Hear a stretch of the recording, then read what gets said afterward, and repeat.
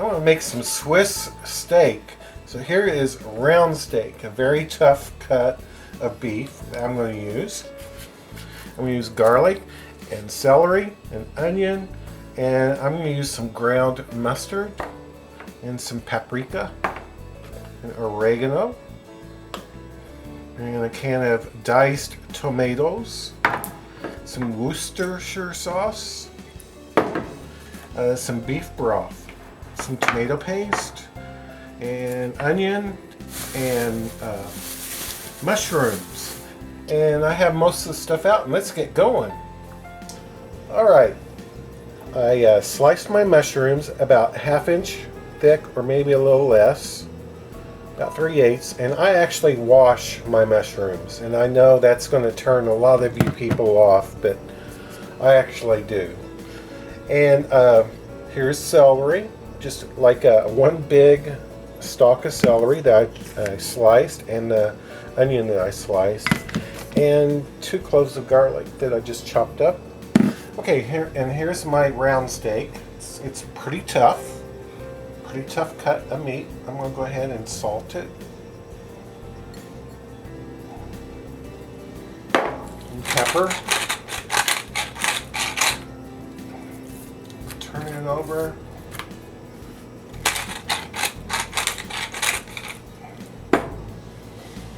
And salt.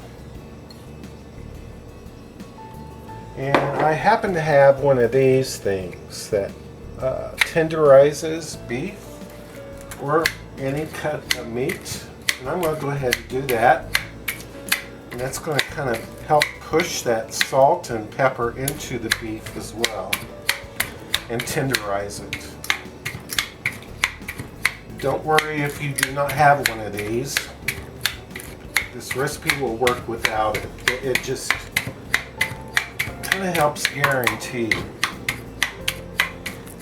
that everything's going to turn out nice and tender. So I have that all tenderized,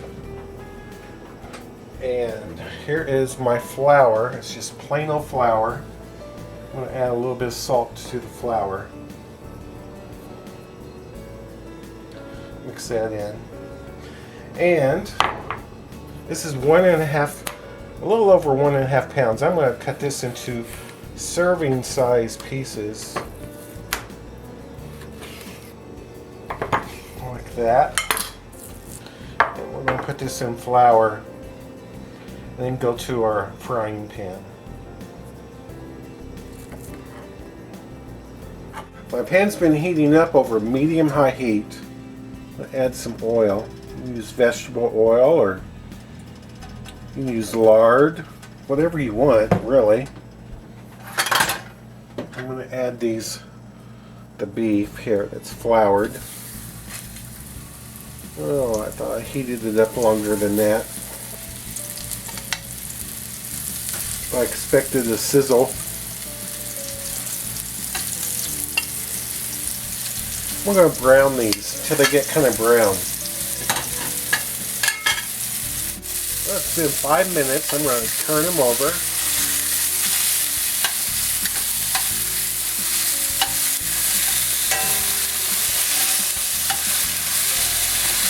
It's been another 5 minutes, and they're browning somewhat on the other side.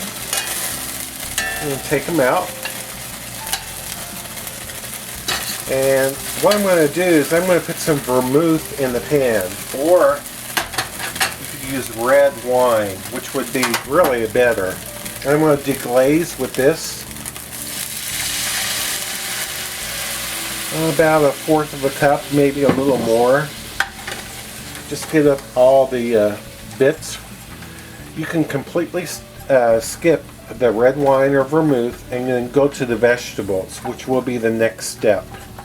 I'm going to stir this around and let this alcohol evaporate. It's only taken about 2 or 3 minutes, and it's pretty much evaporated and kind of getting thick. I'm going to add the celery and the mushrooms.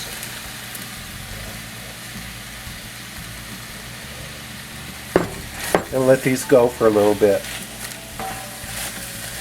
Well, it's cooked about 8 minutes, and you can see the mushrooms have shrunk down, and there's still plenty of liquid in there. So I'm going to add the garlic. I'm only using 2 cloves of garlic. And that way it will not burn. And I'm going to add the onion, the sliced onion. And I'm going to add some salt. Sprinkle in some salt. And a 1/4 teaspoon, 1/2 teaspoon, somewhere around in there. And let this continue to cook and kind of get dry. It's been another 8 minutes and the pan's starting to get dry.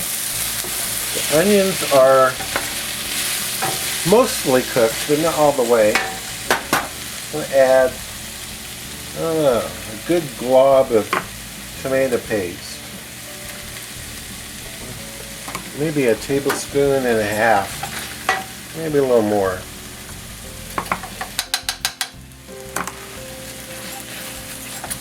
About a tablespoon and a half.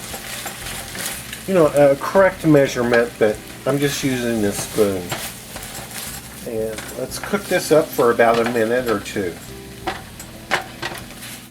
It's been a minute and a half, and I'm going to add some seasoning now. The dried mustard, or ground mustard. It's kind of clumpy. I'm going to add about a teaspoon of that. Teaspoon of the oregano, a teaspoon of the paprika,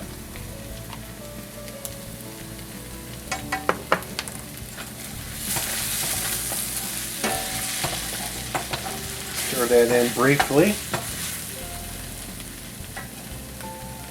We'll add 1½ cups of beef broth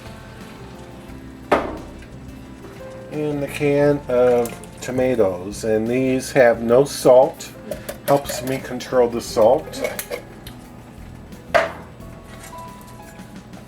And I'll let this come up to a bubble. I forgot the Worcestershire sauce. Let's add a tablespoon of that. Almost up to a bubble. It's come up to a bubble, so now you have 3 choices. You could bake this on top of the stove. You submerge your beef and put that in there and put it on very low heat just so it barely bubbles for an hour and a half. Or you could put with the top on it. Or you can put a top on this and throw it in the oven for an hour and a half at 325. You could do that as well. But I'm going to put it in the crock pot. I'm going to add my beef to the crock pot. Just dump it in there. That's good enough.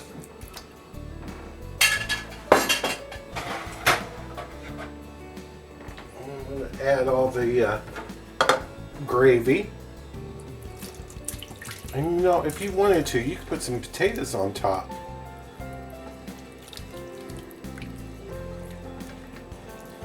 But I'm not going to.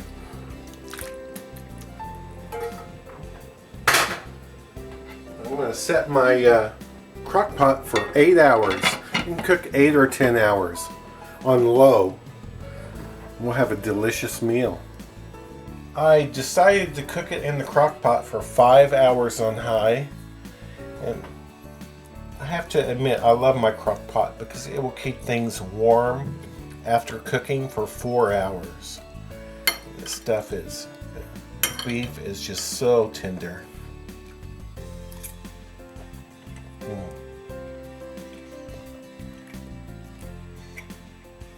Good.